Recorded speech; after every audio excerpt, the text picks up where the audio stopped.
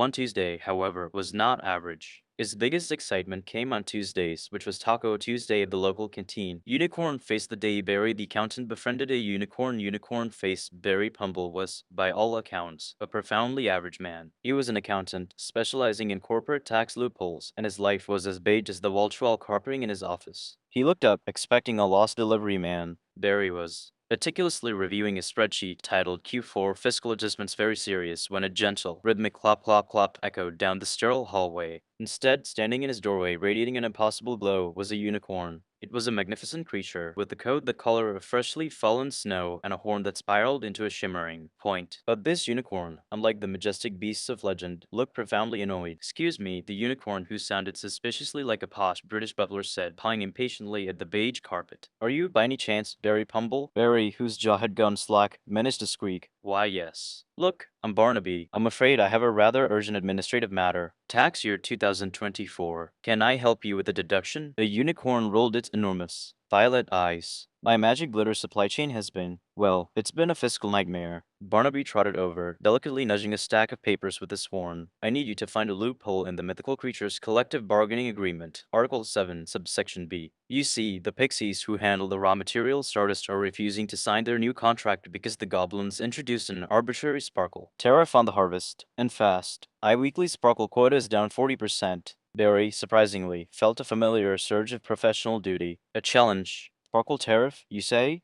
Barry adjusted his tie. Have you considered reclassifying the Stardust as a non-essential, luminescence-generating byproduct?" He gave Barry a slow, appreciative blink. "Humble, you magnificent, beige genius. That is perfect. That usually circumvents a seasonal tax." Barnaby's ears perked up. The goblins didn't foresee the non-essential clause. "You saved the annual Rainbow Convention." It was time for lunch. Barry, covered in a light layer of sweet-smelling, iridescent glitter, looked at his clock. He calmly stood up, dusted himself off, and headed to the canteen, feeling unusually optimistic about the Taco Tuesday seasoning. After all, dealing with the unicorn's tax problem certainly made arguing with the accounts receivable department feel like child's play. It shall reward you handsomely. And with that, Barnaby reared up, gave a triumphant wee that momentarily fried Barry's monitor, and galloped straight out the door.